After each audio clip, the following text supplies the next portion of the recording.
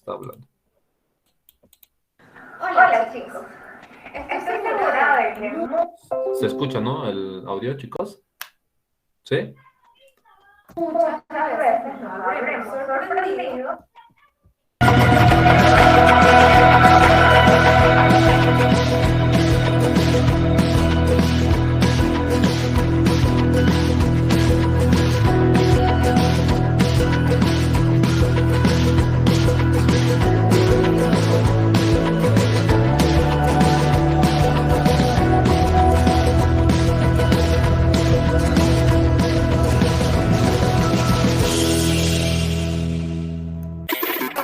para poder comprobar la realidad de las cosas, investigamos. Y la mejor forma de investigar es experimentar. Por eso el día de hoy nos volveremos unos detectives muy experimentadores para desenmascarar hasta los magos famosos. Y esto lo haremos a través de una serie de experimentos sencillos pero potentes. Ustedes estarán preguntando a dónde les quiere llevar con esto de pasar la transformación. Pero antes de responderles esta pregunta, vamos a realizar una experiencia. Para esta experiencia necesitaremos una balanza, una botella, vinagre y bicarbonato de sodio. Si ya tienen todo de mano, vamos a experimentar a ver de qué se trata todo esto, aunque yo sé que ya se lo están imaginando. En este experimento el secreto está en ver cuál es la transformación que ocurre y cómo se comporta el peso antes y después de que haya finalizado. Comenzaremos virtiendo el vinagre en el interior de la botella que hemos elegido para esta experiencia.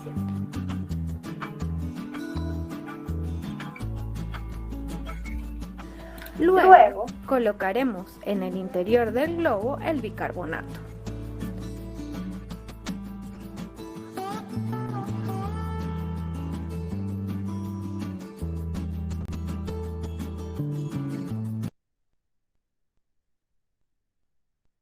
Damos la abertura del globo el bicarbonato.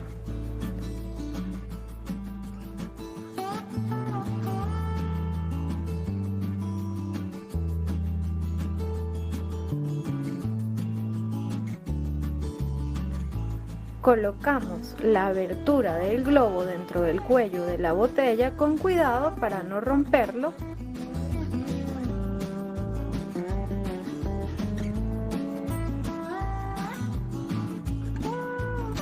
Y ahora determinamos el peso total de todo el conjunto.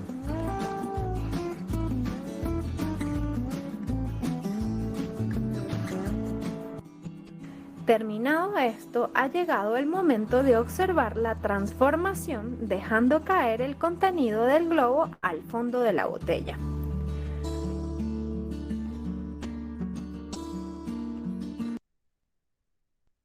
Ya, yo sobre esto más les voy a hablar un poco más, chicos. Lo primero que se ha hecho es, bueno, lo que estamos haciendo acá es la ley de la conservación de la materia, la experiencia ley de la conservación de la materia. La materia no se crea ni se destruye, ¿ok? Solo se transforma. Entonces eso quiere decir que si inicialmente tenemos X tantos, X gramos de algún compuesto, pase por donde quiera pasar esa sustancia, por todos los tipos de reacciones que tengan que pasar, la masa no debe de variar. Es decir, por ejemplo, sí se puede combinar con otras moléculas, con otras sustancias, pero no puede desaparecer ni un solo gramo de esa cantidad, ¿ya? Ahora, en este caso, ¿qué es lo que está haciendo? Ahorita miren, voy a colocar tal vez en pausa un poco. Ahorita lo que ha hecho es, bueno, tenemos los materiales, una botella, bicarbonato de sodio y un globo y vinagre, ¿ya? Entonces, ¿qué es lo que ha hecho? Inicialmente tenía bicarbonato de sodio, lo ha pesado todo lo ha pesado inicialmente y eso te va a marcar una masa. En esta reacción, ¿quiénes van a interactuar? ¿Quiénes van a interactuar? Simplemente van a interactuar el bicarbonato de sodio y el vinagre, ya solamente esos dos. Es decir, antes teníamos una masa de bicarbonato de sodio y vinagre. Si no me equivoco, aquí ha debido, a ver, ¿dónde estamos? Los ha pesado, ¿no ve? ¿Han visto cómo lo ha pesado? Aquí vamos a volver, cómo lo pesa.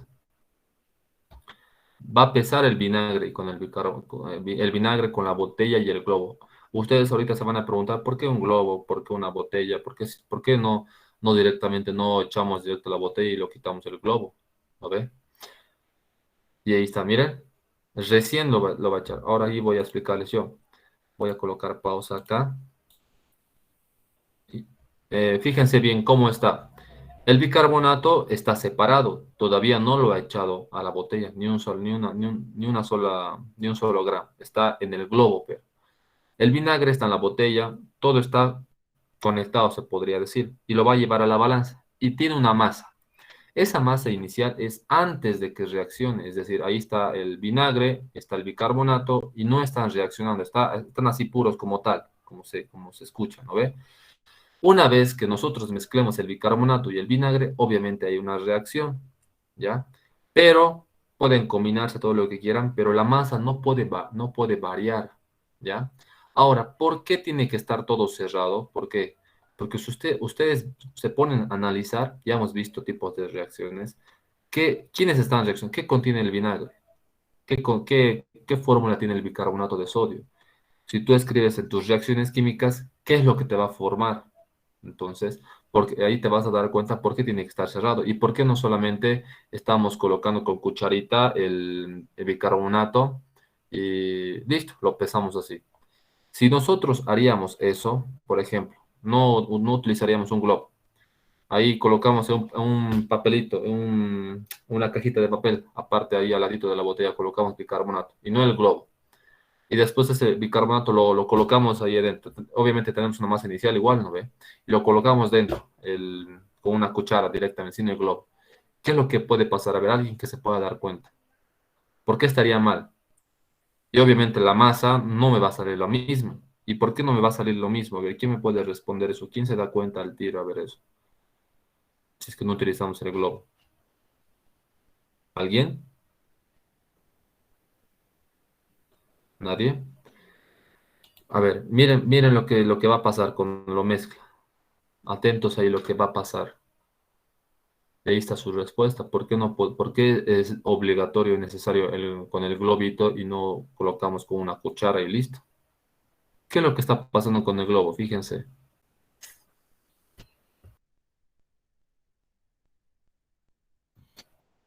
Se ha inflado prácticamente, ¿no? Un poco, se ha inflado. ¿Y por qué se habrá inflado? ¿Aire?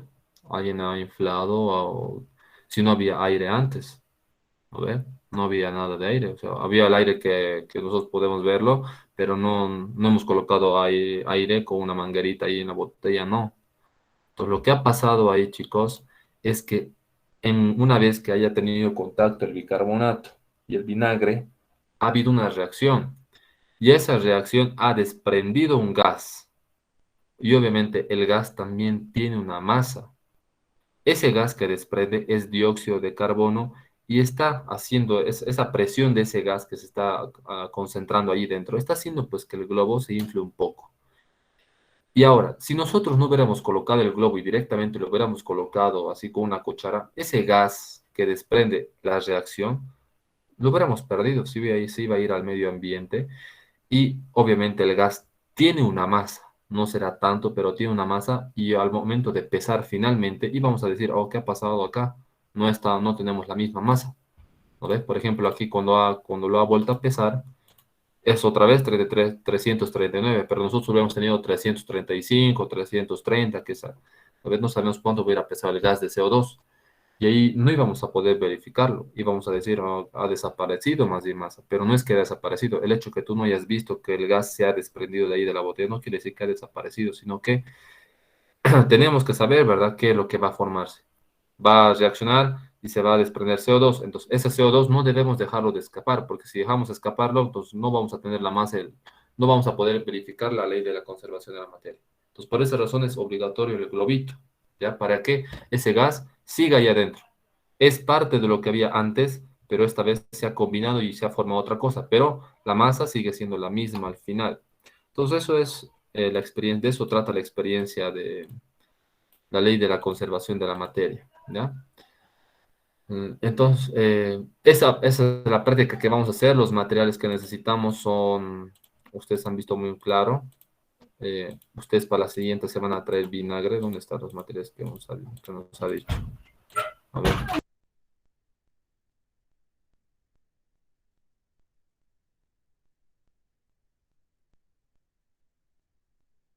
Ya, bueno, los materiales que vamos a utilizar va a ser, podemos hacerlo con un matraz Erlenmeyer, pero tráiganse una botella mediana nomás, ¿ya? Una botella mediana. Van a traer, les va a decir también la Inge, pero estén acordándose, vamos a necesitar vinagre que se traiga, una botella, un globo, esos globitos, ¿no? Esos globos que ven en la cancha de fiestas, ¿no? Esos globitos, y bicarbonato de sodio que venden en la farmacia. Ya, esas cuatro cosas, si no me equivoco, son cuatro, ¿no? Y con eso hacemos la experiencia número uno. Ahora, la experiencia número dos, que es de las proporciones definidas, vamos a ver ahora. ¿Hay alguna pregunta, chicos, sobre esto? ¿Alguna duda? ¿Se ha entendido? ¿Se ha comprendido cómo es que queremos, lo que queremos verificar, verdad?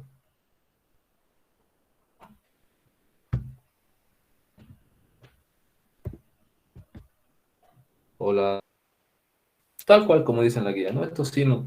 Esto sí. Bueno, el video es un poco moroso, pero lo voy a adelantar. Simplemente lo que hace es mezclar, pero se van a dar cuenta. No es necesario ver, esperar cómo lo mezcla todo.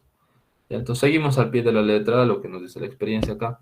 Vamos a pesar nosotros. Lo que primero es, ya hemos aprendido a pesar, ¿verdad? Cuando nos hacemos una cajita de papel, siempre hay que tararear la balanza. Entonces, entonces primero pesamos 0,125 de sacarosa, vamos a pesar, ¿ya?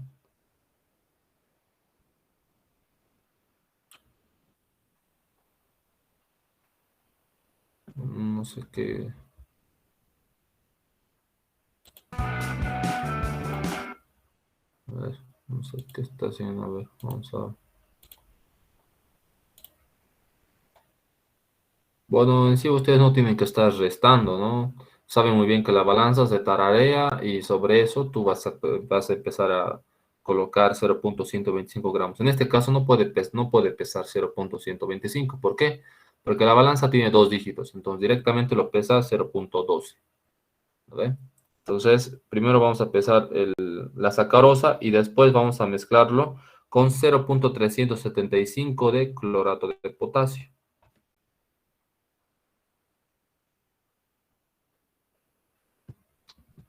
Entonces, ahí es simplemente el pesar. Ahí tenemos el clorato de potasio y la sacarosa. ¿Ya? Entonces,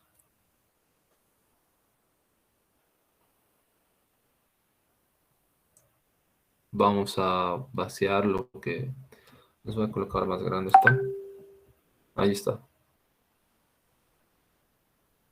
Ahí no les deja ver un poco el reflejo, ¿no? Pero ahí está.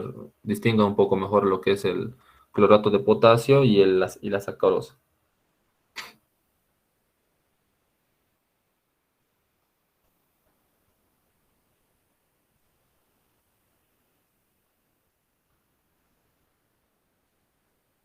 A ver, vamos a ver otra vez. ¿Cuál es cuál? Ahí tenemos el clorato de potasio y la sacarosa.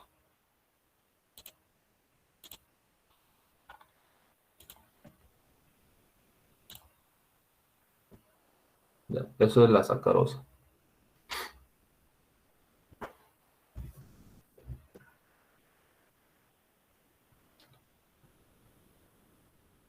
Entonces, los está mezclando ambos, ¿ya? Ambos los está mezclando. Pues aquí simplemente lo que está haciendo está mezclando completamente bien, ¿no? Está algunos trozos que son un poquito más grandes, lo está aplastando, tiene que estar como un polvito siempre todo. ¿Ya? Y después lo está dividiendo en dos.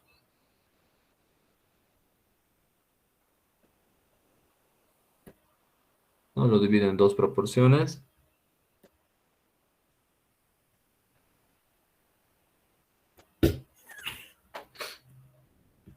dos proporciones iguales, ¿no? Primero mezcló 0,125 de sacarosa y 0,375 de clorato de potasio.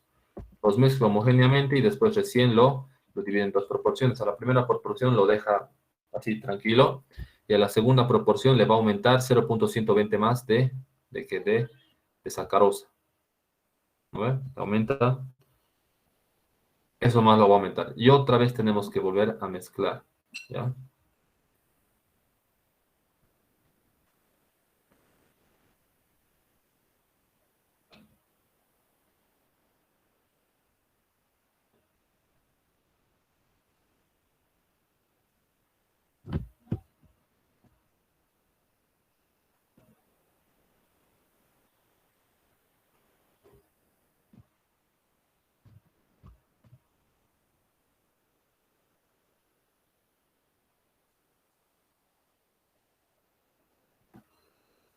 Entonces ahí, como lo ha aumentado un poco más de sacarosa, entonces hay que mezclarlo completamente todo bien, ¿ya?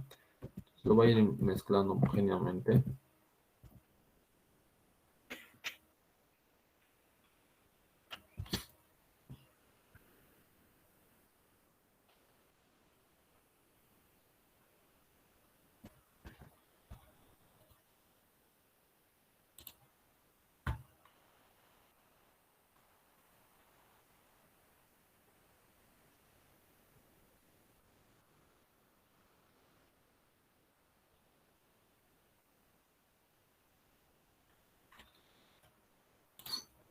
Y sigue mezclando, seguimos mezclando, ya.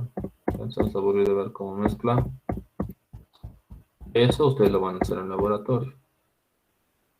No voy a ser que nos vayamos a tardar así, ¿no? Pero mezcla rapidito. Y listo. Llega el momento más importante, ¿no? Controlemos las dos proporciones, una proporción con más cantidad de sacarosa y lo que vamos a hacer va a ser dejar caer gota a gota con una, bueno, simplemente basta una gota, ¿ya? Pero con una varilla lo va a hacer. Observen esto. Una gota de ácido sulfúrico va a hacer que esto reaccione y va a hacer toda una chispa. Y ahora acá, miren. Aquí le cuesta un poco más, ¿no ve? ¿Se dan cuenta? Le cuesta un poco más. ¿Es por qué? Porque le hemos colocado mayor cantidad de sacarosa. Entonces, ustedes saben muy bien, en la estequiometría también se maneja esto, ¿no? Cuando tú haces estequiometría, calculas reactivo limitante, ustedes ya han avanzado esta parte. Y sabes muy bien que una cantidad del reactivo limitante va a reaccionar exactamente con una cantidad calculada del otro reactivo, ¿no ve? Si tú le colocas más del otro reactivo, va a quedar en exceso. Va a reaccionar perdón, 1 gramo de X reacciona con 2 gramos de Y, por ejemplo. Entonces, yo sé muy bien, sí, entonces, si 1 gramo de X reacciona con 2 gramos de Y, entonces 2 gramos de X van a reaccionar ¿con cuánto? Con 4 gramos de Y. ¿No ve? No va a ser que 2 gramos de X va a reaccionar con 5 gramos de Y. Entonces, ahí estaría sobrando 1 gramo de Y, ¿no ve? Eso tienen que darse cuenta. Entonces, ahí hay una relación de números enteros entre esas dos sustancias. Esta va a ser la segunda experiencia, chicos. ¿Alguna duda de esto? ¿Alguna pregunta? ¿Duda, chicos? ¿Nada? ¿No van a preguntar nada? Después en el laboratorio.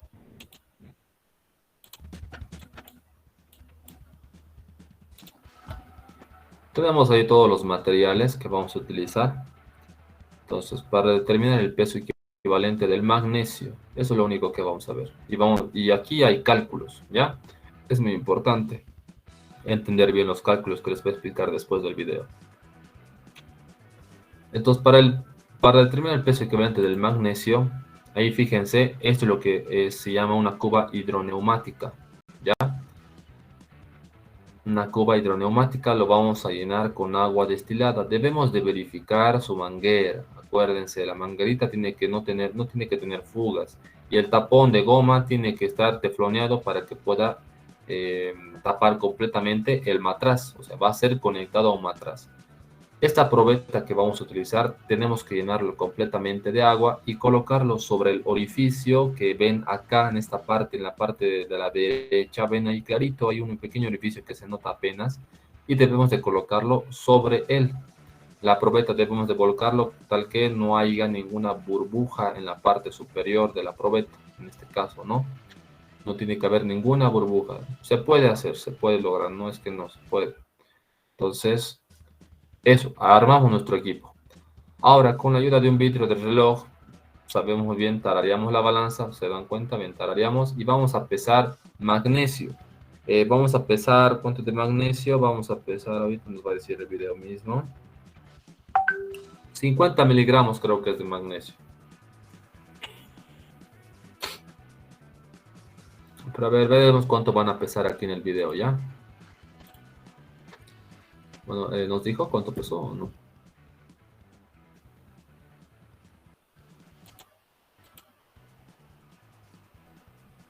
A ver, ahí dice, ahí nos dijo. Es que no se nota bien, no lo viene en la balanza. 50 miligramos, está bien. 50 miligramos de magnesio. Ojo, aquí, este es el ácido clorhídrico concentrado. El magnesio lo vamos a introducir después, ¿ya?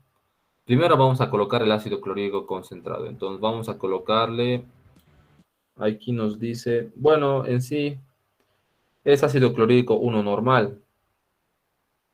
¿Ya? No, perdón. Es ácido clorhídrico concentrado. Y le va a colocar 5 ml, si no me equivoco. Sí, concentrado es. Le va a colocar unos 5 ml. ¿O cuánto le habrá colocado? A ver, veremos.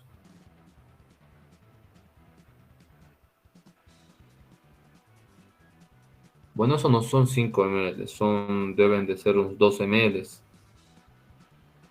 O 3, pero vamos a calcular en el laboratorio, lo vamos a hacer, no se preocupen, ¿no? Y ese momento que colocan el magnesio, ese mismo instante ustedes tienen que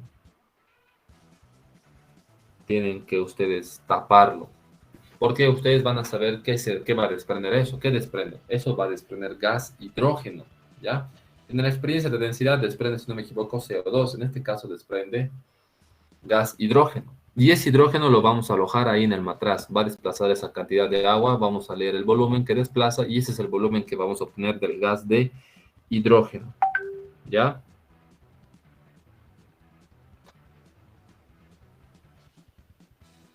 Entonces, una vez que deje de reaccionar nuestra reacción, entonces vamos a leer el volumen y eso es todo prácticamente para que lo que necesitamos para que nosotros podamos calcular el volumen el peso equivalente del magnesio. ¿Han visto cómo todo el magnesio se ha consumido? Miren, no hay nada. ¿Se acuerdan cuando creo que ustedes no han hecho del magnesio, ¿no? No, creo que no. Ya, eso es todo. Entonces, se ha consumido todo el magnesio. Todo el magnesio, aquí vamos a colocar. Se ha consumido todo el magnesio. Ese metalcito se ha consumido y ese metalcito, bueno, no importaba en sí cuánto vamos a colocar de ácido clorhídrico, porque igual se va a... Vamos a colocar unos 3-4 ml y se va a consumir totalmente todo el magnesio y vamos a registrar el volumen de gas de hidrógeno que se ha recogido sobre agua. Eso que se recoge sobre agua, ustedes ya saben muy bien a qué se refiere, ¿no ve?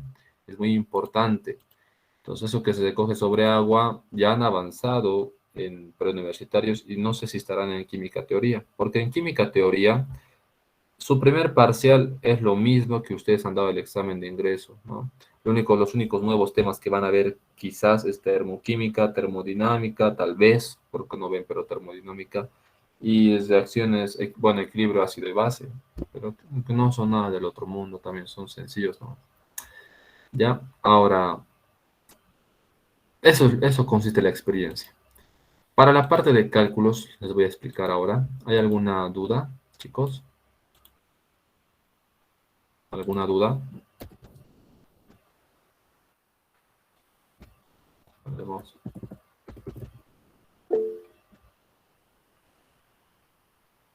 Dime, ¿ustedes han visto que se ha registrado un volumen de 69 mililitros de ¿qué? De hidrógeno. ¿Cómo sabemos que es hidrógeno? ¿Por qué? Pues vamos a hacer la reacción. ¿Qué teníamos, chicos? ¿Qué teníamos? Teníamos primero magnesio más ácido clorhídrico concentrado. Atiendan bien esto, ¿ya? Ácido clorhídrico concentrado. ¿Y esto qué te va a dar? Nosotros ya sabemos muy bien. Bien, porque no escribo. Cloruro de magnesio. Para que se vea nomenclatura, ¿no? Y el gas hidrógeno que se desprende. Esto hay que igualarlo, ojo, hay que igualarlo. Y viene un 2. Ahora, ¿qué nos dice la teoría del peso equivalente, chicos? Que los números de equivalentes,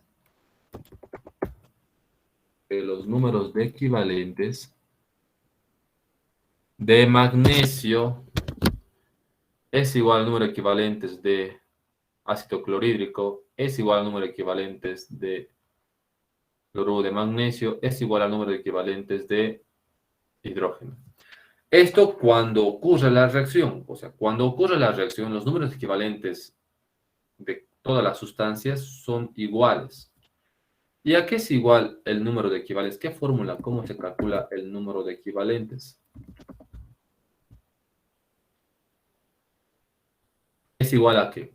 A la masa sobre el peso equivalente. ¿Ya? Masa sobre el peso equivalente. En este caso, yo de quién quiero calcular su peso equivalente, quiero calcular de quién, del magnesio. ¿Pero qué es peso equivalente? ¿Cómo se calcula el peso equivalente? El peso equivalente, ¿a qué es igual? ¿Alguien me puede decir? ¿Alguien sabe?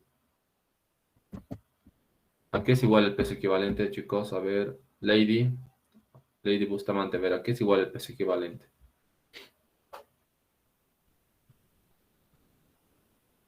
Lady, ¿estás en clases?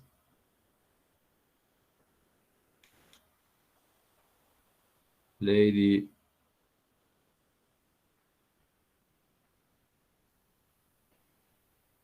A ver, David Agustín, ¿estás en clases? Digo, Auxi. ¿Te acuerdas? ¿A qué es igual el peso equivalente? No. Ya, no importa. Entonces, el peso equivalente es igual a... ¿Cómo se calcula? Se calcula, esto lo vamos a ver en soluciones igual. Es igual al peso molecular sobre el número de oxidación. ¿Ya? El peso molecular sabemos qué es, ¿no ve? El número de oxidación, ¿cómo se calcula? El número de oxidación ya depende acá. Ya depende acá. Si es un ácido, si es una base, si es una sal. O si es una reacción redox. Esto les va a explicar la ingeniera, ¿ya? Tranquilos. Pero a nosotros nos interesa calcular el peso equivalente del magnesio. Entonces, si aquí tengo ya mi primera incógnita, ¿con quién? Saben muy bien que tengo que hacer una ecuación. ¿Con quién voy a igualar? Pues tengo que tener datos del ácido clorhídrico, del cloruro de magnesio, el cual yo no tengo, o bueno, carezco de datos de estos dos, pero sí sé el volumen que es recogido de hidrógeno. Entonces, ¿qué voy a hacer yo? Yo voy a igualar los números equivalentes de magnesio igual al número equivalentes del hidrógeno, ¿ya? Ahora, voy a decir masa del magnesio sobre el peso equivalente del magnesio igual a masa del hidrógeno sobre peso equivalente del hidrógeno. Ustedes saben muy bien que el peso equivalente del hidrógeno, ¿cuánto es? Por teoría han debido revisar su guía. Esto lo tenemos de dato. ¿Cuánto es el peso equivalente del hidrógeno? Es 1.008 gramos por... ¿Qué unidades tendría el peso equivalente, chicos? Gramos por equivalentes, ¿ya? La unidad es muy importante, ¿ya? Ahora, la masa del magnesio también la tengo, ¿sí o no? ¿Era cuánto? 50 miligramos. unidades, me van a manejar bien las unidades. El peso equivalente del magnesio es lo que yo no tengo.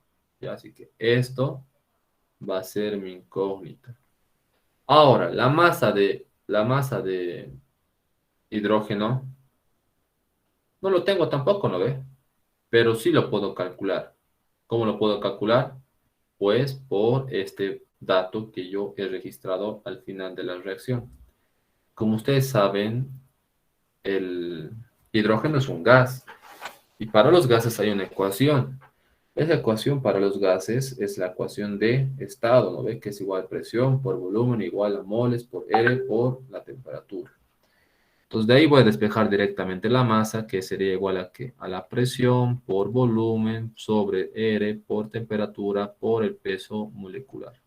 ¿Lo ve? Entonces, la masa de hidrógeno aquí va a ser igual a la presión de hidrógeno. Pero aquí vamos a ser un poco más estrictos, ¿ya?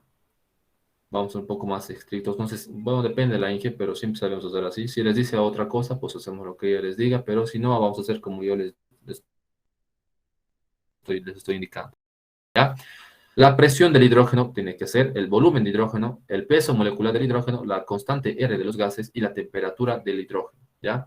La temperatura del hidrógeno va a ser pues la temperatura ambiente, ¿no ve? Esa va a ser la temperatura. El peso molecular lo tenemos, sabemos cuánto es. ¿Cuánto es el peso molecular del hidrógeno? Es 2. La temperatura la vamos a tener. La constante R la conocemos. El volumen lo conocemos. Y aquí es donde tienen que tener cuidado, ¿no ve? La R tiene hartos valores. Tiene 0.082 cuando la presión está en atmósferas, litros sobre mol Kelvin. O también es 62.4 cuando está en torricellis, litros sobre mol Kelvin. ¿Cómo se dan cuenta? Por las unidades del aire, ¿no ve? Si la aire tiene estas unidades, entonces la presión tiene que estar en torricellis, el volumen en litros. Si es 8.314, la presión está en pascales, el volumen en metros cúbicos y los moles Kelvin. Listo, ya está. O también puede ser kilopascales litro, ¿ya? Eso ya es a vivencia de ustedes, práctica. Pero la presión aquí es donde vamos a tener un problema. La Inge les va a decir, llamen, no sé, no me acuerdo cómo se llama, creo que se llama Osana, no me acuerdo bien, no sé si está la Inge, ¿está en la clase? Inge. Hola Enrique, ¿cómo estás? Inge, para lo de la presión, creo que ellos van a tener que llamar a, ¿cómo se llama eso? ¿Osana se llama? Asana. Asana, ¿no ve? Sí, Y esa presión que van a usar ahí es la presión del gas hidrógeno, ¿no?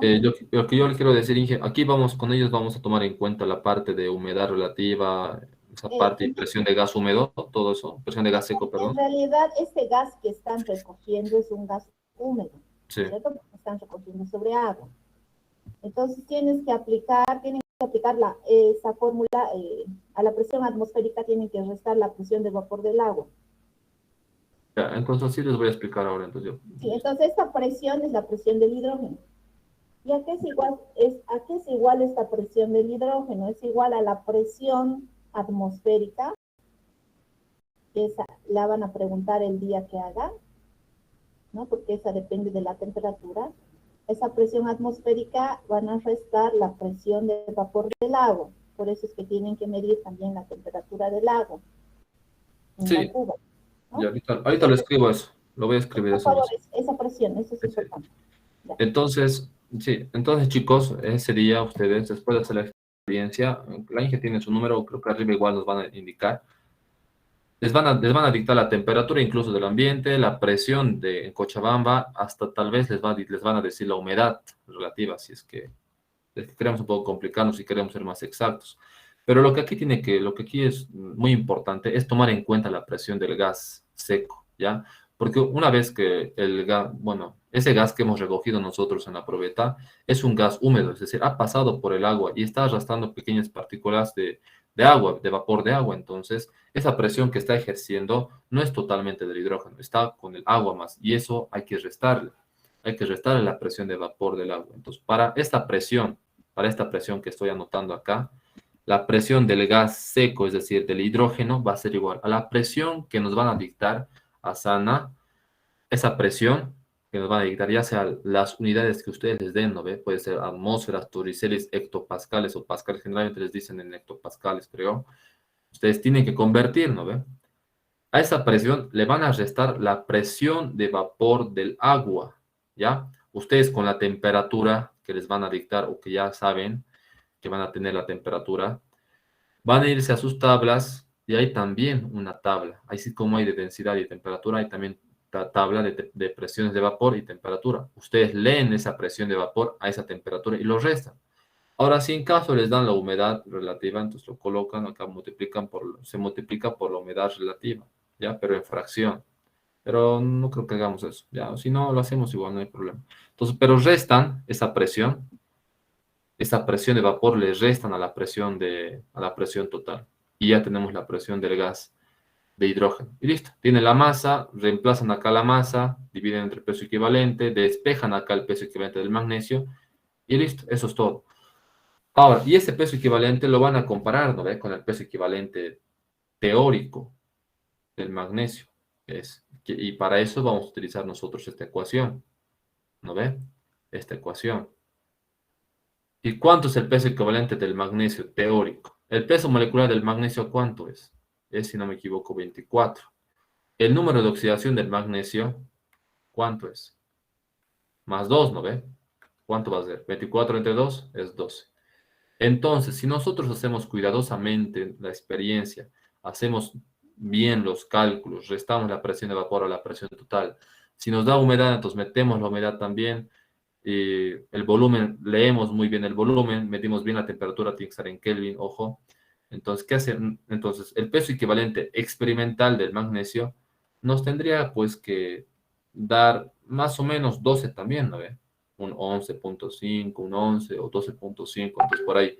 Y ustedes después al final calculan el porcentaje de error. Hacemos la experiencia y esto es lo teórico, ¿ya? Eso es todo para los cálculos del peso equivalente. Y para lo del vinagre, simplemente tienen que hacer la reacción. ¿Qué contiene el vinagre? ¿Qué contiene el vinagre? Tiene ácido acético, ¿no ve? Ese ácido acético reacciona ¿con qué? Con bicarbonato de sodio. Estos son nombres como... Nada, estoy escribiendo de sodio, se los voy a escribir. Esto ustedes van a averiguar. Les puedo escribir la fórmula, pero ustedes averiguan fórmula, un ácido más una sal. ¿Qué tipo de reacción? Y han visto que desprende un gas, ¿no ve? Un gas desprende, entonces ese gas. Ahí se van a dar cuenta por qué tiene que estar por qué es necesario el globo y por qué tiene que estar cerrado todo, ¿verdad? Entonces ustedes en lo que es leyes fundamentales tienen que hacer simplemente las reacciones, expresarlos, igualarlos, nada más, ¿ya? Y el peso equivalente simplemente son estos pequeños cálculos. ¿Hay alguna duda o alguna pregunta?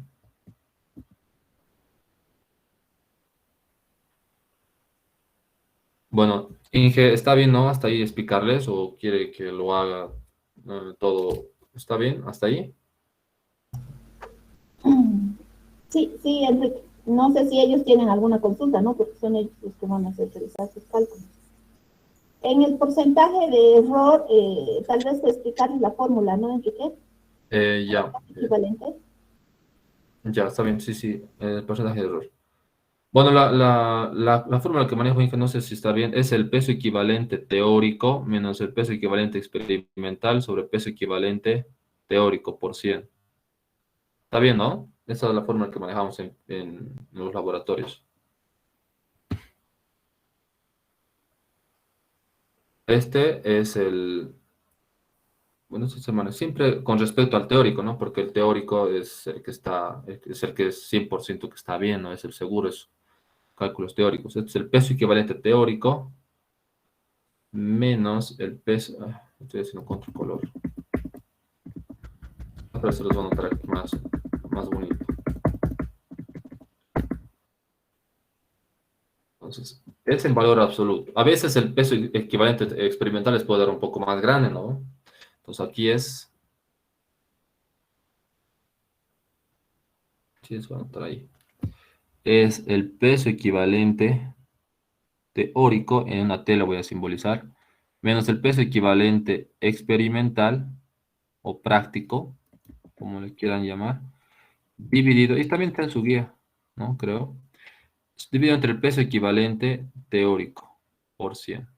¿Ya? Ahora ese porcentaje de error, chicos, tampoco es que les tenga que salir un porcentaje de error, pues, de 50%, ¿no? De 60%, no.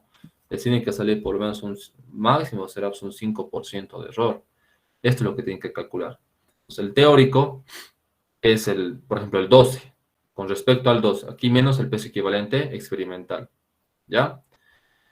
Ahora, a ver, ¿qué más a veces les puedo? Esto lo voy a descargar en PDF y se les voy a mandar al grupo, ¿ya, chicos? Para que se vayan guiando. ¿Alguna duda, pregunta?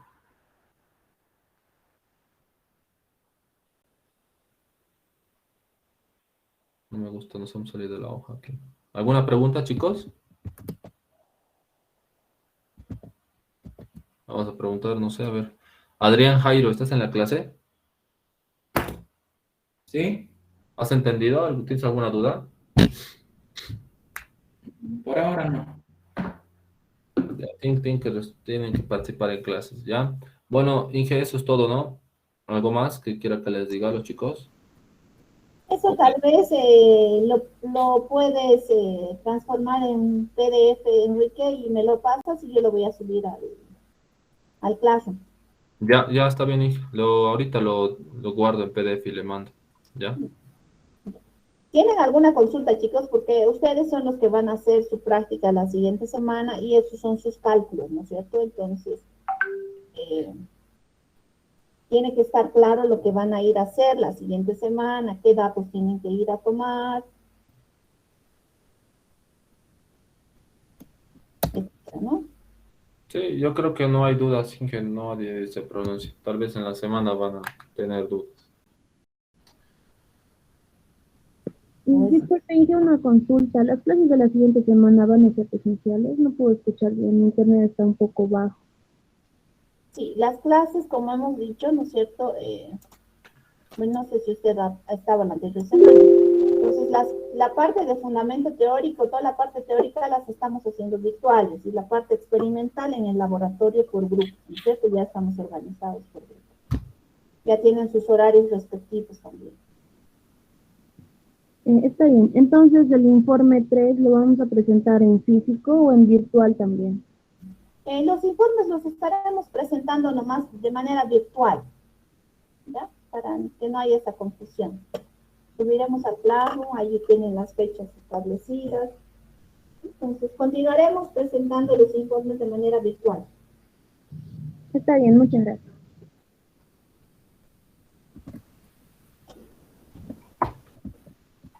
Ya.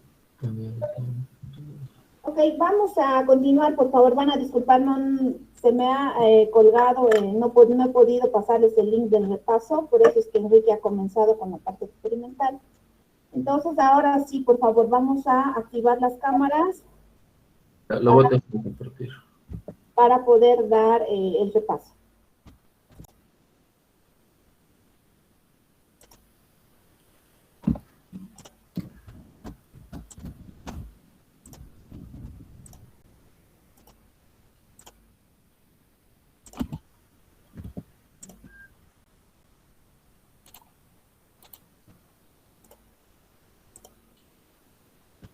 Ya estamos listos, ¿no?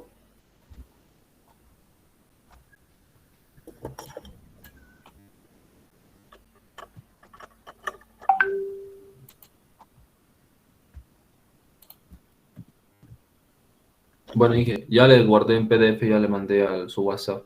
Ya gracias, Enrique, ya lo subo.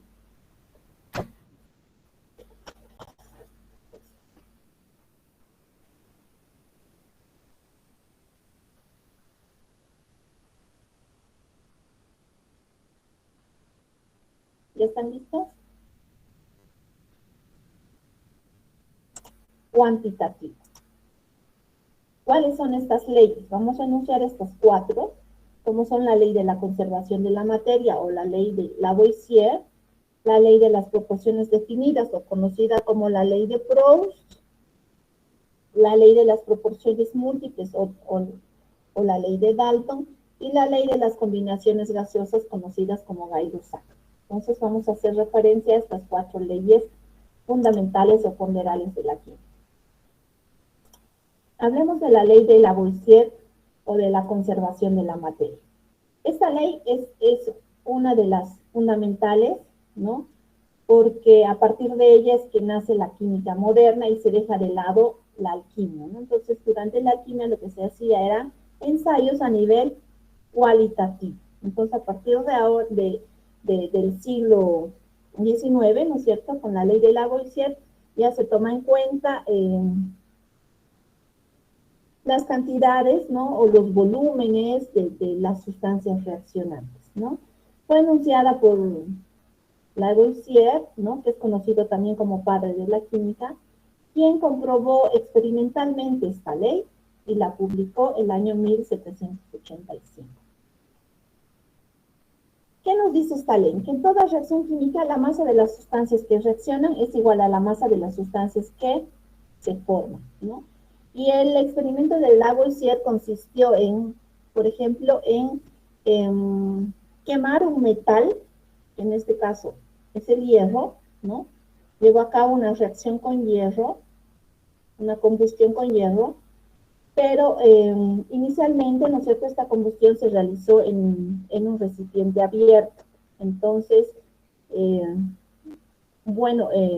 Lavoisier, ¿no es cierto?, en sus primeros ensayos, obtuvo un producto de esta combustión, pero este producto, ¿no es cierto?, no tenía la misma masa que los reactivos. Entonces se hicieron varios ensayos hasta que se dio cuenta de que, por ejemplo, durante esta reacción química no estaba considerando el oxígeno del ambiente, ¿no?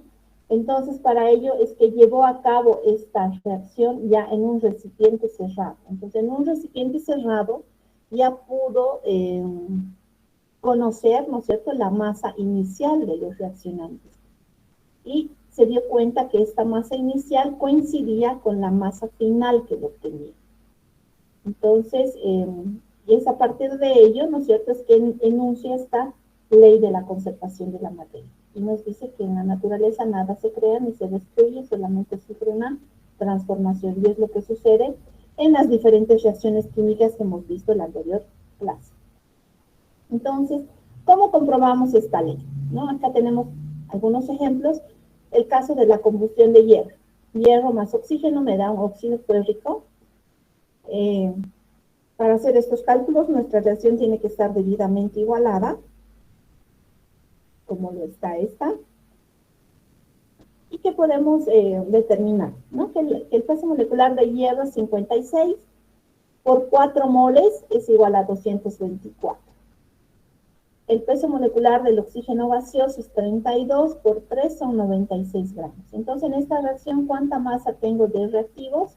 Sumamos, ¿no? 224 más 96, y esto me da igual a 320 gramos.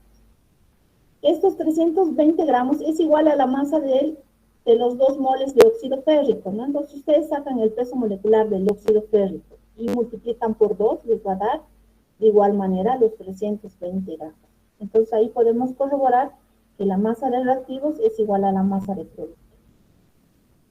Entonces, todas las reacciones químicas que nosotros hemos visto la anterior semana cumplen esta ley fundamental de la conservación de la materia, ¿no? Otro ejemplo es el caso del clorato de potasio, que ustedes han hecho esta reacción.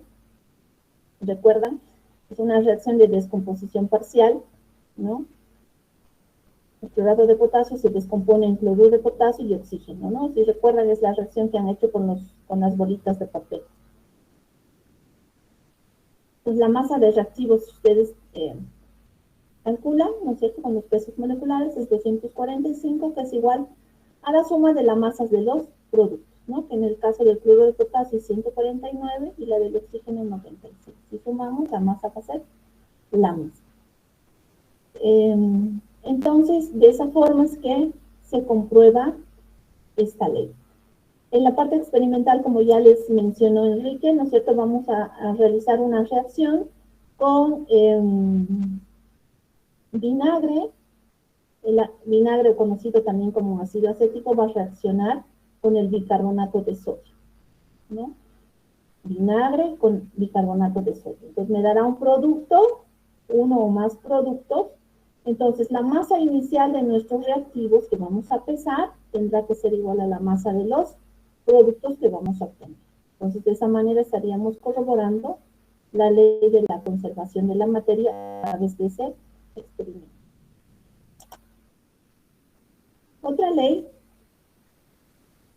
es la ley de Proust o la ley de las proporciones de químicos, ¿no? Enunciada por el químico francés Joseph Proust, que además este químico fue fundador del análisis químico, ¿no? Entonces, fue un poquito más allá, ¿no?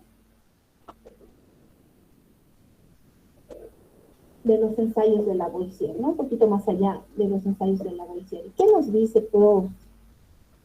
Nos dice que cuando dos o más elementos se combinan para formar un determinado compuesto, ¿no? La relación de masas entre los reactivos guarda una relación de un peso constante, ¿no? ¿Eso qué quiere decir? Acá tenemos dos ejemplos. Veamos.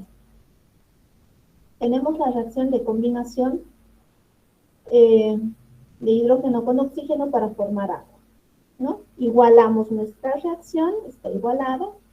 Podemos verificar que esta reacción cumple la primera ley, que es la de la conservación de la materia, ¿no? Sacando los pesos moleculares, como podemos observar, ¿no? 2 moles de hidrógeno gaseoso equivalen a 4 gramos, 1 mol de oxígeno gaseoso equivale a 32, sumados me da 36, que es igual a la masa de 2 moles de agua, que es 36. Entonces, inicialmente cumple la ley de la conservación de la materia.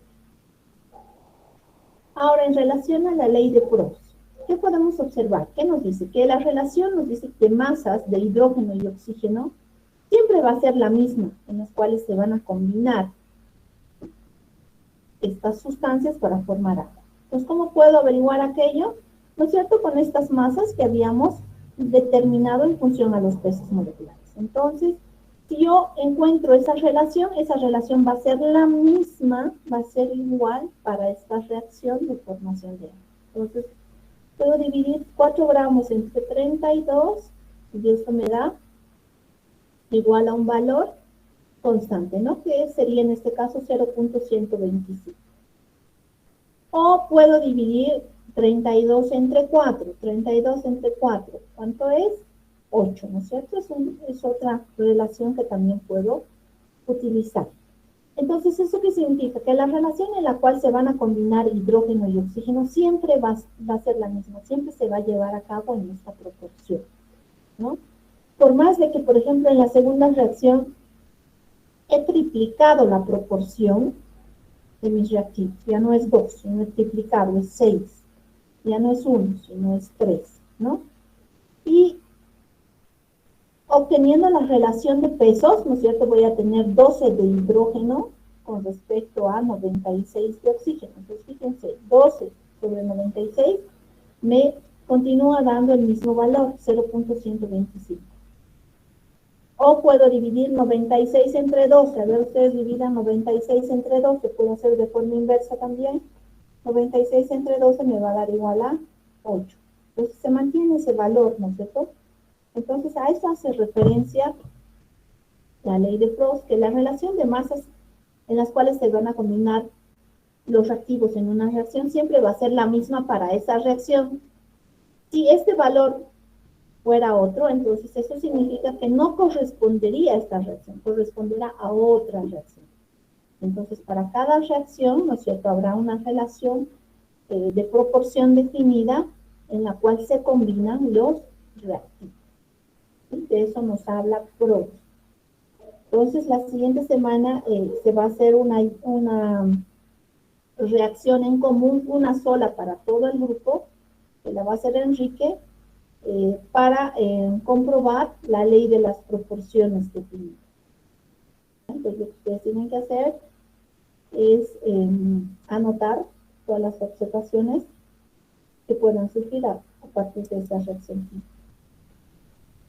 Entonces, ya acá hay un ejemplo, ¿no es cierto?, ya de esta ley con cálculos correspondientes, ¿no? Entonces, a ver, revisemos. Dice, en un experimento de formación de agua hace referencia a la misma reacción. Se combinan, dice, 30.6 gramos de hidrógeno con exceso de oxígeno. Entonces, ya sé la masa de hidrógeno, ¿no?, que se combina con oxígeno para formar 275.4 gramos de agua.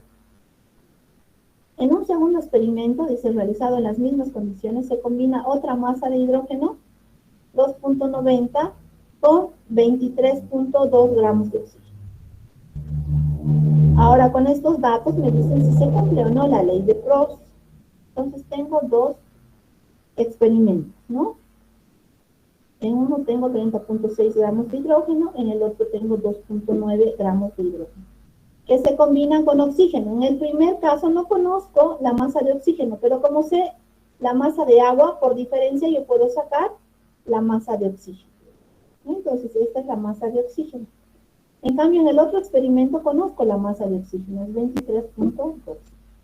Ahora, a partir de estos dos datos, me preguntan, ¿se cumplirá la ley de Proust para esta reacción? Lo que hago es dividir, ¿no es cierto?, como hemos visto en el anterior caso. Encuentro la relación de masas. Entonces divido 30.6 entre 244.8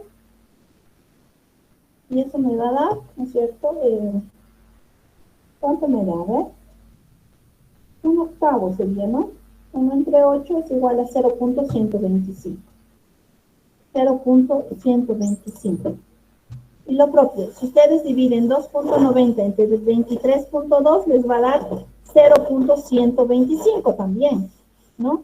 Entonces, ¿eso qué significa? Que estas dos experiencias, ¿no es cierto?, estos dos ensayos cumplen la ley de Proust y hacen referencia a la misma reacción porque estoy obteniendo el mismo valor en ambas reacciones. Entonces, hacen referencia a la misma reacción, ¿no?, porque tengo el mismo valor. De esa manera estaría comprobada la ley de Proust. ¿Alguna pregunta?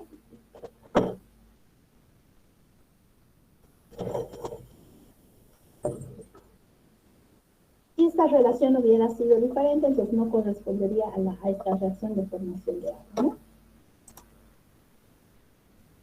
Otra ley es la ley de Dalton o la ley de las proporciones múltiples, ¿no?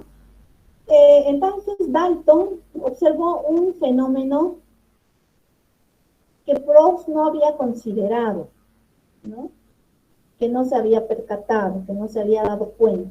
Y es que algunos elementos pueden combinarse entre sí en diferentes proporciones para originar diferentes compuestos. ¿Eso qué quiere decir?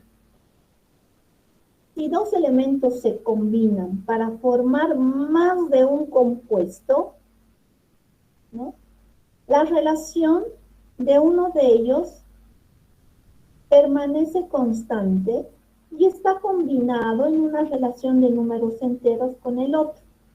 ¿Sí? ¿Eso qué significa? Entonces, hay situaciones en las cuales, por ejemplo, hay elementos que tienen más de un número de oxidación, como es el caso del cobre. ¿Cuáles son los números de oxidación del cobre?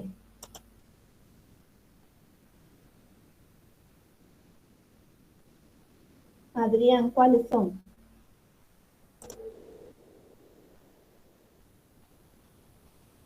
¿Me repite la pregunta, Alicia? ¿Cuáles son los números de oxidación del cobre?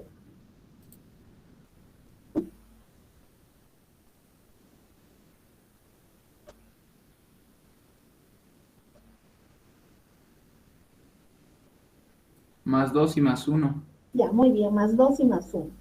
Entonces, ¿qué sucede en esos casos cuando yo tengo un elemento que tiene más de un número de oxidación? Si tiene más de un número de oxidación, entonces eso va a dar lugar a que yo obtenga, en este caso, como el cobre tiene 2 números de oxidación, yo puedo obtener 2 productos, ¿no es cierto? Y son las reacciones que tenemos acá como ejemplo, ¿no? Cobre más oxígeno, que da como producto este monóxido, ¿no es cierto?, de cobre. En este caso, la primera reacción, el cobre está trabajando con el número de oxidación 1. En cambio, en la segunda reacción también es cobre con oxígeno, pero en este caso está actuando con su número de oxidación 2. Por lo tanto, voy a obtener este otro óxido. Entonces, de eso nos habla Dalton, ¿no? Que la combinación de dos elementos puede formar más de un compuesto, dependiendo del número de oxidación. Y de eso no se había percatado Proust, ¿sí? Y eso se da pues con aquellos elementos que tienen más de un número de oxidación. Entonces, ¿qué nos dice? La relación de masas de uno de ellos permanece constante y se combina, ¿no es cierto?, en una relación de números enteros y sencillos con el otro elemento. Entonces, veamos eso. Aquí tengo una reacción, acá tengo otra reacción con el cobre. Entonces, en la primera tengo 4 moles de cobre, en el producto, ¿no? Nos fijamos en el producto. Tengo 2 por 2, 4 moles de cobre y tengo 2 de oxígeno. En la segunda reacción tengo 2 moles de cobre y 2 de oxígeno. Entonces, puedo observar ahí lo que me dice Dalton, ¿no?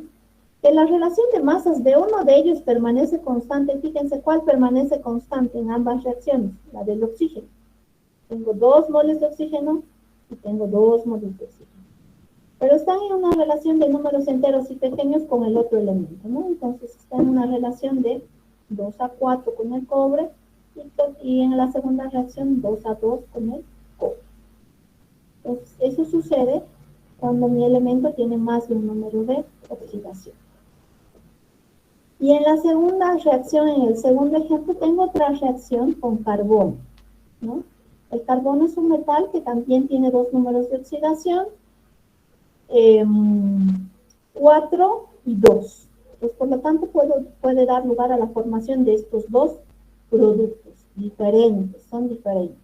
Pero, ¿qué tienen en común? La relación de masas de uno de ellos es constante. Si me fijo en el producto, en este dióxido de carbono, tengo un carbono y tengo 2 oxígenos. En el otro producto tengo un monóxido de carbono, tengo 2 carbonos y 2 oxígenos. ¿Cuál permanece constante? La del oxígeno. La masa de oxígeno permanece constante y está en una relación de números enteros y pequeños con el carbono. Entonces, esto se va a dar, esta ley se va a dar cuando mi elemento tenga más de un número de oxidación. Porque voy a tener más de un producto.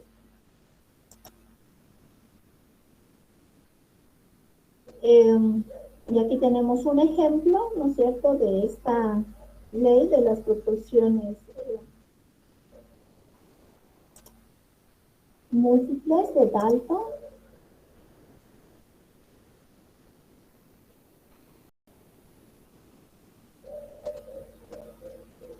Entonces ustedes pueden ya leer con más calma, ¿no? Me dicen una determinada experiencia, 4.3 gramos de cromo se combinan con 8.8 gramos de cloro.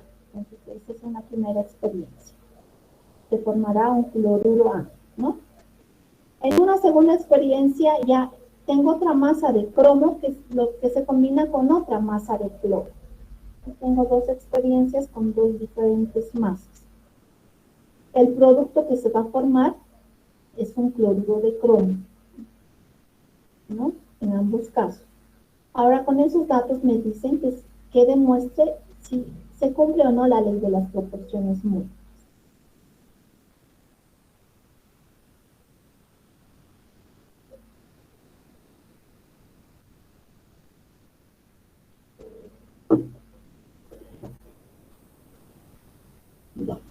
Entonces, si ustedes dividen, ¿no es cierto?, la relación de masas 8.8 entre 4.3, ¿cuánto les da?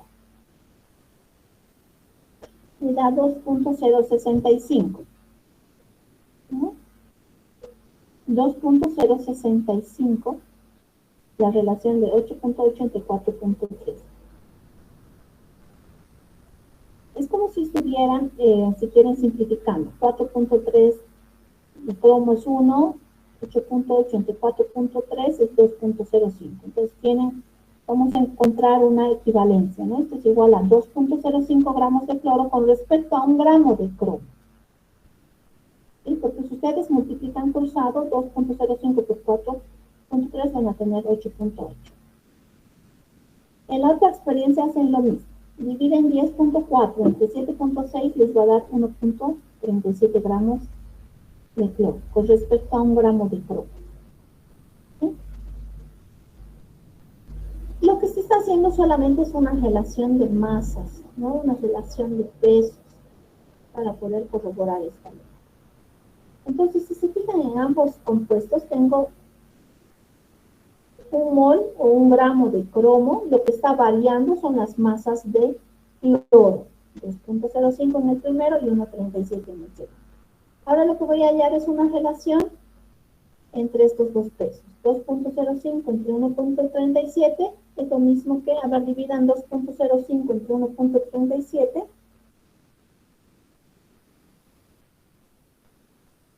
Está 1.49, que sería igual a 1.5. ¿No? 1.5 es lo mismo que 3 medios. 3 medios es lo mismo que 1.5, ¿no es cierto? 1.5. En este caso está expresado en fracción, 3 medios. Entonces se ha expresado de esta manera para poder establecer los moles del átomo de cloro, que es el que varía, ¿no es cierto? En ambos casos varía las masas de cloro. Entonces, las masas de cloro que se combinan con la misma masa de cromo, porque si recuerdan la ley de las proporciones múltiples, nos dice que uno de ellos tiene que permanecer constante. Entonces, el que permanece constante es el cromo, en ambos casos, y el otro se cambia en una relación de números enteros y pequeños. Entonces, mis sales, mis compuestos serían cloruro de cromo, cloruro de cromo. La masa de cromo permanece constante por este 1 gramo. Pero la de cloro, por ejemplo, en uno de ellos tengo 2 moles de cromo y en el otro tengo 3 moles de cromo. Fíjense, 2, 3. 2, 3. Son diferentes productos, pero la relación de masas de uno de ellos permanece constante, en cambio del otro varía. En una relación de números enteros. Pero a partir de ellos te puedo decir que cumple la ley de las proporciones múltiples en la ley de Gauss. ¿Sí? Otra ley es la ley de los volúmenes de las combinaciones gaseosas, ¿no? Enunciada por el químico francés Lay-Lusac, que él llevó a cabo diferentes ensayos, pero utilizando gases como reactivos, ¿no? Y a partir de ello es que obtiene como resultado, ¿no es cierto?, la ley de los volúmenes de las combinaciones gaseosas, que nos dice que en una reacción química en donde los reactivos son gases y los productos de igual manera, y que están medidos a la misma presión y temperatura, porque estamos hablando de gases, ¿no? La relación de masas, o la relación o los coeficientes molares, ¿no es cierto?, pueden utilizarse también como coeficientes volumétricos. Entonces acá tenemos dos ejemplos, ¿no? El caso de hidrógeno con oxígeno para formar agua, está igualada a mi reacción, cumple la ley de la conservación de la materia, cumple la ley de las proporciones definidas. Y estos coeficientes molares, ¿no es cierto?, hacen referencia a que yo tengo 2 moles de hidrógeno, reacciona con 1 mol de oxígeno para formar 2 de agua. Pero también, en lugar de utilizar moles, yo puedo utilizar unidad de volumen, como ser, por ejemplo, los litros o los mililitros. En lugar de decir 2 moles, yo puedo decir 2 litros de hidrógeno se combinan con 1 litro de oxígeno para formar 2 litros de agua. ¿Esto cuándo puedo hacer? Esto no puedo hacer siempre, ¿no? Hay una condición. Esto puedo asumir cuando mi reacción está llevada a cabo en estado gaseoso, es decir, reactivos, fíjense, gaseoso y productos son gases. Y están medidos bajo las mismas presiones y temperaturas. No solo en esos casos yo puedo asumir esto. ¿Esto para qué me sirve? Para facilitar mis cálculos estequiométricos, nada más.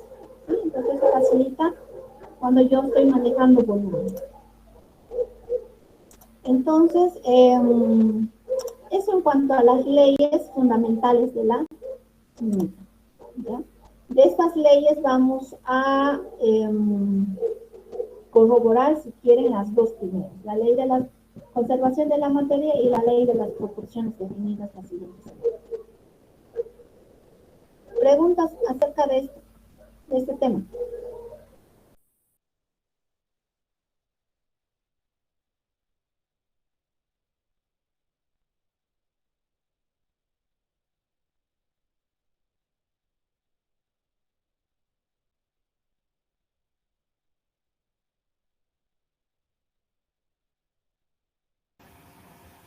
Ingeniera, ¿nos va a designar los materiales que tenemos que llevar al laboratorio?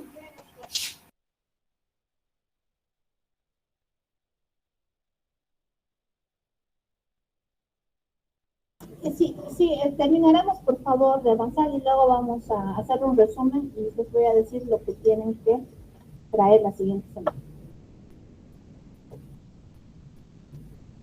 Pasaremos a equivalente químico.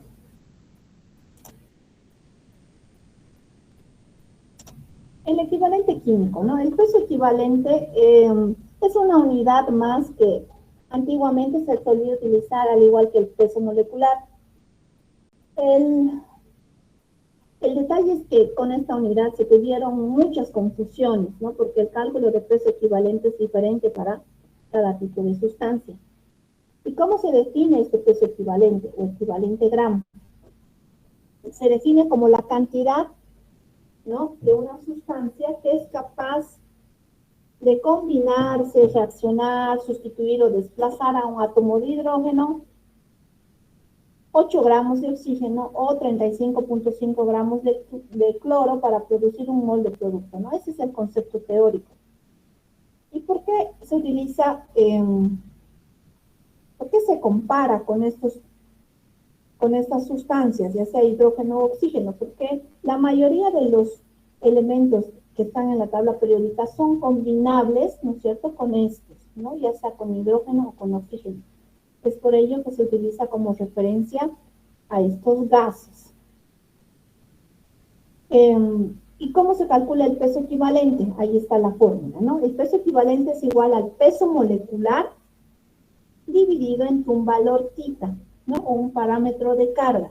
Y este parámetro es el que varía para cada tipo de sustancia. Este concepto de peso equivalente es aplicable, ustedes han debido escuchar, ¿no es cierto?, en los cálculos de normalidad cuando hablamos de soluciones, ¿no?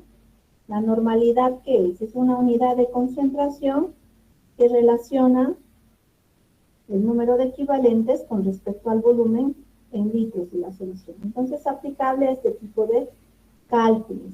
O quizá en ensayos de electroquímica también utilizarán en algún momento en la materia, en el laboratorio de fisicoquímica, por ejemplo, este concepto de peso equivalente, ¿no? Entonces, es aplicable en esos casos. Entonces, el peso equivalente, su cálculo es diferente para cada tipo de sustancia. Entonces, vamos a comenzar primeramente con los elementos, que son los más sencillos y que tenemos en la tabla periódica. ¿Cómo se calcula el peso equivalente de los elementos? Es igual al peso molecular entre este parámetro de carga. Y este parámetro de carga para los elementos es la valencia del metal con el cual está trabajando. Entonces, por ejemplo, yo quiero saber el peso equivalente del magnesio. El peso equivalente será su peso molecular, que es 24. ¿Qué valencia tiene el magnesio? 2, ¿no es cierto? Entonces será 24 entre 2 será igual a 12 gramos, ¿no es cierto?, por equivalente. Ese será el peso equivalente del magnesio. 12. Este es su peso equivalente teórico. Y en el laboratorio ustedes van a determinar el peso equivalente del magnesio, pero de forma experimental, ¿no? Entonces, a través de una reacción química, como ya les ha explicado Enrique. Sin embargo, para calcular el porcentaje de error, ustedes necesitan saber el valor teórico, pero ya sabemos el teórico, fíjense, es sencillo de calcular. El peso molecular dividido entre su valencia. Y así se calcula para el resto de los elementos de la tabla periódica. Necesito saber su valencia, ¿no? Pero no solamente trabajamos con elementos en el laboratorio, sino con la combinación de estos, como son los óxidos, ¿no? ¿Qué es un óxido? Es la combinación de un metal con oxígeno. ¿Y cómo se calcula el peso equivalente de los óxidos? Es igual al peso molecular entre la carga total del oxígeno, ¿no? O entre la carga o entre la valencia del metal. Es indistinto, me va a dar el mismo resultado. Acá tenemos dos ejemplos. El caso del óxido de aluminio y el caso del óxido de calcio. ¿Cómo calculo su peso equivalente tomando en cuenta la fórmula? Es igual. ¿Cuál es el peso equivalente del óxido de aluminio?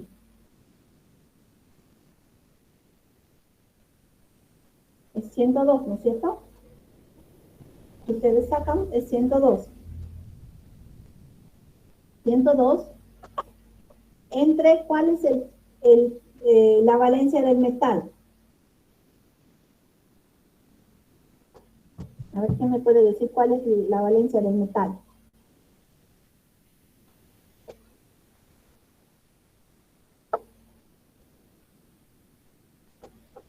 Tres. 3.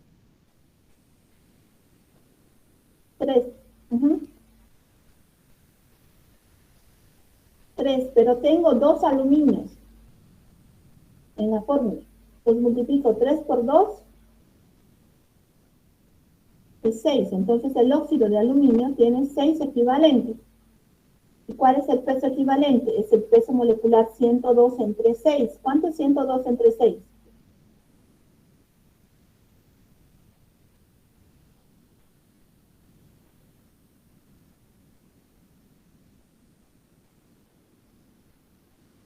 ¿17? 17. Entonces ese es el peso equivalente del óxido de aluminio, como tenemos acá.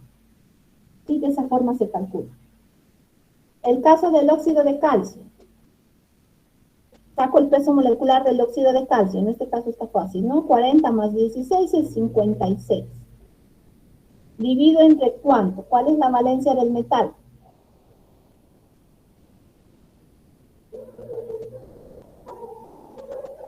Dos. 2. 56 entre 2 si dividen es igual a 28, ¿no es cierto? 28. Exacto. Entonces ese es el peso equivalente del óxido de calcio. Esa es la forma de calcular los pesos equivalentes de los óxidos. Sin embargo, acá están calculados, ¿no es cierto? También de otra manera, ya tomando en cuenta la reacción de donde provienen estos óxidos, ¿no? Tomando en cuenta el concepto que hemos visto de peso equivalente. Y fíjense, el resultado es absolutamente el mismo, como hemos calculado hace un momento, ¿sí? En el caso del óxido de aluminio, ¿de dónde viene el óxido de aluminio? Viene de la reacción del aluminio con oxígeno. ¿No es cierto? Aluminio con oxígeno me da óxido de aluminio. Igual o mi reacción, está igualada. Ahora, ¿qué me decía mi concepto de peso equivalente? Peso equivalente decía es igual a la masa, al peso de la sustancia que se combina con en realidad es 1.008 gramos de hidrógeno, 8 gramos de oxígeno o 35.5 gramos de cloro. Eso es lo que me dice el concepto, ¿no es cierto? Acá en mi reacción, ¿con quién voy a comparar? Con el oxígeno, porque está haciendo parte de mi reacción. Entonces, calculo pesos, ¿no? Pesos moleculares. Acá tengo 3 moles de oxígeno. El oxígeno gaseoso pesa 16. 16 por 3, ¿cuánto es? El oxígeno pesa 16. Y el oxígeno gaseoso es 32. Por 3, 96. 96 gramos de oxígeno producen ¿cuántos moles de óxido de aluminio? 204 gramos. Esa es relación peso-peso. Pero yo quiero saber el peso equivalente del óxido de aluminio. Entonces, el peso equivalente del óxido de aluminio se va a combinar con cuántos gramos de oxígeno. Eso es lo que me dice mi concepto, ¿no? Aquí. Peso equivalente con 8 gramos de oxígeno. Entonces, utilizo ese peso. 8 gramos de oxígeno. Peso equivalente del óxido de aluminio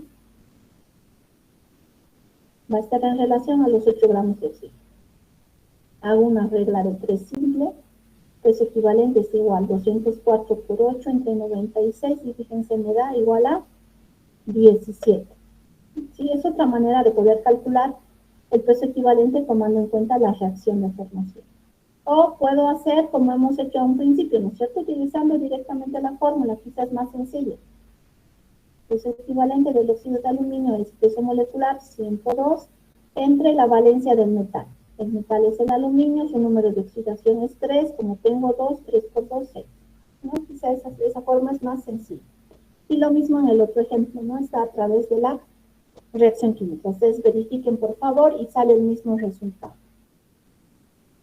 Eso en cuanto a los óxidos. Pero no solamente trabajamos con óxidos, ¿no? También trabajamos con sustancias ácidas. En el caso de los ácidos, el cálculo del peso equivalente es igual al peso molecular del ácido dividido entre el número de hidrógenos sustituibles. Tenemos dos ejemplos, el caso del ácido nítrico y del ácido sulfúrico. El ácido nítrico, ¿cuántos hidrógenos sustituibles tiene? 1. ¿Eso qué quiere decir? Que el ácido nítrico tiene un equivalente. ¿Por qué? Porque se disocia en un protón hidrógeno y en un anión nitrato. ¿Sí? Entonces tiene un equivalente. Entonces, ¿cuál es el peso equivalente? El peso equivalente es el peso molecular del ácido, que es 63 gramos, dividido entre 1. Entonces, por lo tanto, va a ser igual a 63. En el caso del ácido sulfúrico, tiene 2 hidrógenos sustituibles y eso podemos ver a través de la reacción de disociación. ¿No? Se disocian 2 protones y un sulfato. Entonces, ¿cuál es el peso equivalente? Es peso molecular 98 entre 2. Su peso equivalente es 49. De esa forma se calcula para los ácidos. Además de ácidos, trabajamos con soluciones básicas o con hidróxidos. ¿Cómo se calcula el peso equivalente de las bases? Es igual al peso molecular entre el número de oxidrilos ionizados. Entonces tenemos dos ejemplos, el hidróxido de sodio y el hidróxido de calcio. El hidróxido de sodio en su disociación tiene un oxidrilo y el hidróxido de calcio tiene 2 oxidrilos. Para el hidróxido de sodio, su peso equivalente va a ser peso molecular, que es 40 dividido entre ¿cuánto? Entre 1, ¿no es cierto? Que es un equivalente. Por lo tanto, su peso equivalente es 40. En el segundo ejemplo, este tiene 2 equivalentes. Entonces, su peso equivalente será peso molecular del hidróxido, que es 74, entre 2. Por lo tanto, esto es 37.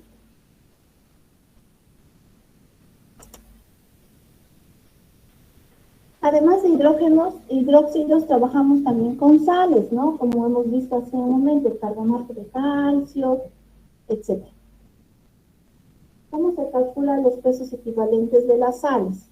Es igual, peso molecular entre el número de cargas positivos o negativos del metal, ¿no? O entre la carga del metal, si quieren más sencillo. Entonces tenemos el ejemplo del sulfato de aluminio. El metal es el elemento que está al principio, no se olvide, siempre. Entonces, para calcular el peso equivalente de esta sal, va a ser igual a que al peso molecular de toda la sal, ¿no? Saco cuidadosamente sus pesos moleculares, sumando elemento por elemento. Su peso molecular del sulfato de aluminio es 342, ustedes pueden verificar aquello. Ese es su peso molecular. Pero ¿cuántos equivalentes tiene este sulfato de aluminio? Eso va a depender del metal. Entonces me fijo al metal. El metal es el aluminio. ¿Qué valencias tiene en esta fórmula el aluminio? Su valencia es 3, ¿no es cierto? 3. Pero tengo 2 átomos de aluminio. Entonces multiplico 3 por 2, 6. Entonces hay 6 equivalentes en un mol de sulfato de aluminio. Por lo tanto, su peso equivalente es 342 entre 6. Eso es igual a 57. Entonces, de esa manera se calculan los pesos equivalentes de las diferentes sustancias. Si se dan cuenta, no hay una regla común para todas. Entonces, yo tengo que saber distinguir si estoy hablando de un ácido, de una base, de una sal, de un óxido o de un metal, ¿no? Entonces, para cada caso hay una fórmula que debo aplicar. Por otro lado, ¿qué pasa, por ejemplo, cuando yo trabajo con sales o con compuestos que participan de una reacción redox? A ver, por ejemplo, el permanganato de potasio, ¿qué es? ¿Quién me puede decir? ¿Es un ácido, es una base, es un óxido, es un anhidro, es una sal? ¿Qué es el permanganato de potasio?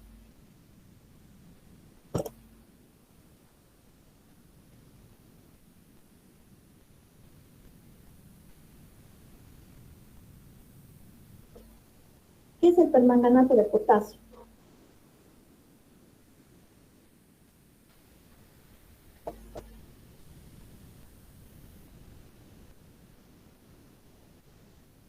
A ver, Adrián, usted que está con su cámara encendida. No supiera decirle, dice.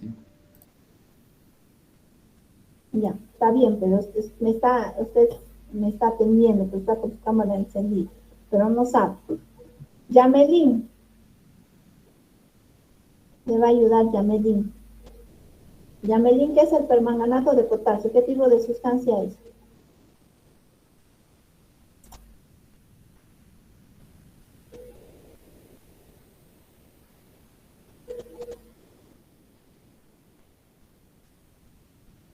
¿No está Yamelín?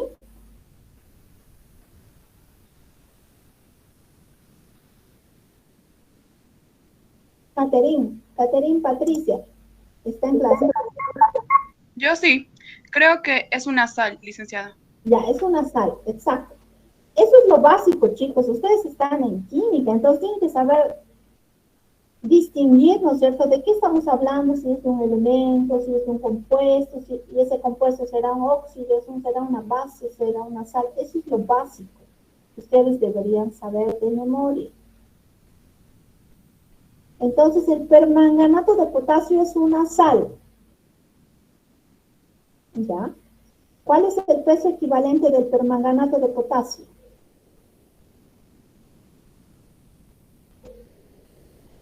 A ver, calcúlenme, por favor. Ojo que para saber el peso equivalente, si se han fijado, necesariamente debo saber la fórmula química. ¿Cuál es la fórmula química del permanganato de potasio?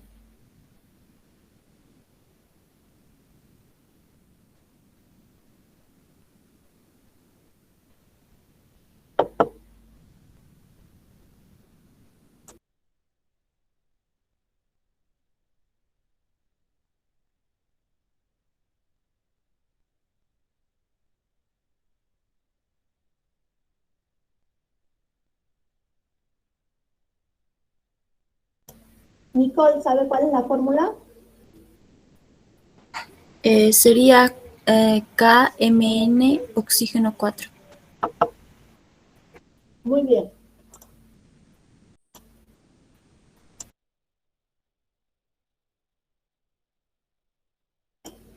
Esa es la fórmula, perfecto. Entonces, su peso equivalente va a ser igual a ¿qué? Al peso molecular. A ver, ¿alguien me puede decir cuál es el peso molecular de ese compuesto? ¿Pueden calcular?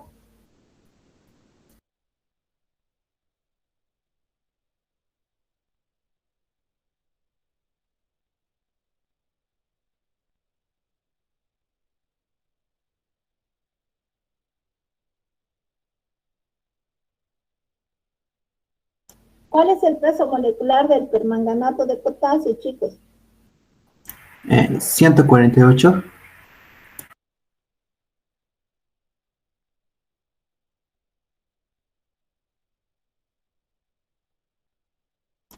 Por favor, ¿pueden verificar? 148 nos dijo su compañero, ¿está bien?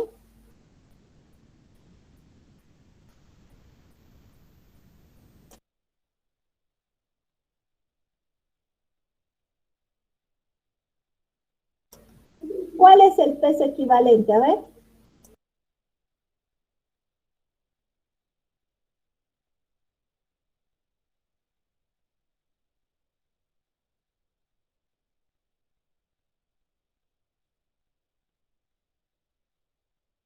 ¿Cuánto les ha salido, chicos? ¿Pueden corroborar ese valor?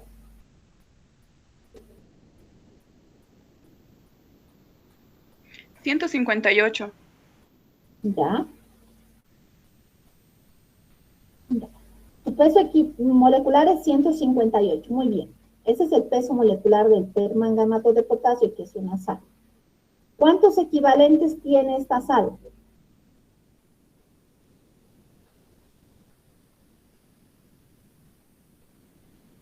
¿Cuántos equivalentes tiene esta sal? 1. 1. ¿De dónde ha sacado ese 1? De la cantidad de oxígeno. ¿De oxígeno? ¿Por qué de oxígeno? Más bien, Perdón. ¿de dónde ha sacado ese 1?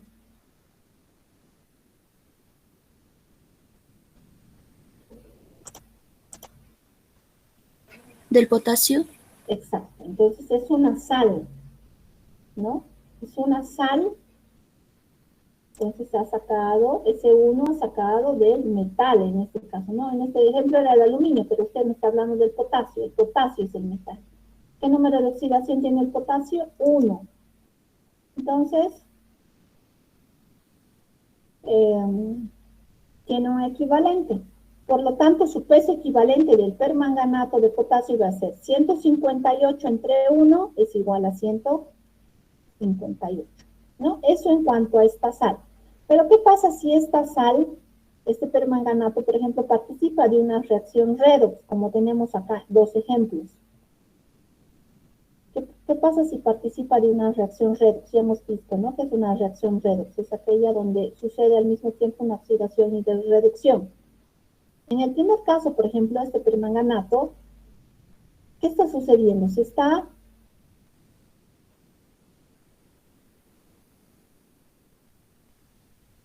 reduciendo, ¿no es cierto? Entonces, se está reduciendo. En ambos casos se está reduciendo, pero a diferentes productos. Entonces, si igualamos, ¿no es cierto? Si tomamos en cuenta sus valencias, acá el permanganato, no está escrito la sustancia completa, ¿no? Pero es permanganato, acá le falta el potasio. Acá el permanganato está trabajando con qué carga, con qué valencia. Valencia igual a 7, ¿no es cierto? Y está pasando a este óxido de manganeso. ¿Qué valencia tiene acá el manganeso? ¿De 7 a cuánto está pasando?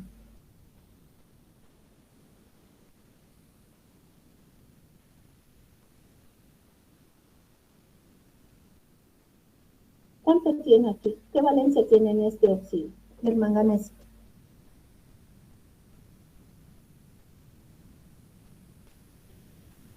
Tiene 4. 4, muy bien. Entonces se está reduciendo. La reducción es ganancia de electrones. ¿Cuántos electrones? De 7 a 4 son 3. En cambio, en la otra reacción, también es permanganato, pero se está reduciendo a manganeso más 2. Entonces, de 7 a 2, ¿cuántos electrones está ganando? 5 electrones. Entonces, pueden suceder cualquiera de estas dos semireacciones en una reacción redox con el permanganato. En ese tipo de situaciones, ¿no es cierto? Si a mí me piden calcular el peso equivalente del permanganato, ¿cómo se calcula? El peso equivalente de esta sal es igual al peso molecular dividido entre la cantidad de electrones ganados o perdidos. En el primer caso, ¿cuántos electrones estoy ganando? 3, entonces divido entre 3. En el otro caso, ¿cuántos electrones está ganando? 5. Entonces el peso equivalente es igual al peso molecular dividido entre 5. Entonces, con ello, ¿qué les quiero decir? Que en una reacción redox, ¿no es cierto?, el cálculo de los pesos equivalentes de una sustancia va a depender de la cantidad de electrones ganados o perdidos. Como en el ejemplo del permanganato, fíjense, tenemos diferentes pesos equivalentes para diferentes situaciones. Esto para una reacción redox. En el caso en el cual no estuviera participando de una redox, como ustedes han calculado hace un momento, ¿no es cierto?, el peso equivalente del permanganato solamente como sal, como sustancia, es igual a 158 entre 1, ¿no es cierto? Entonces, por eso es que este peso equivalente pues originaba una confusión en los cálculos, ¿no? Porque había que analizar estas situaciones y ver a qué tipo de sustancias correspondía, si participaba de una reacción redox o no, etc. Entonces, por ello es que causaba una confusión el uso de esta unidad que es el peso equivalente. Entonces, en la práctica, ustedes, lo que vamos a hacer, vamos a calcular el peso equivalente experimental del magnesio a través de una reacción química. Ustedes la van a realizar en el laboratorio. Entonces, como van a calcular experimentalmente, ustedes van a poder determinar también el porcentaje de error en la determinación del peso equivalente de este metal. Y todos los cálculos ya les he explicado, Enrique, ¿no es cierto? Entonces, con esto estaríamos concluyendo estos dos temas para llevar a cabo la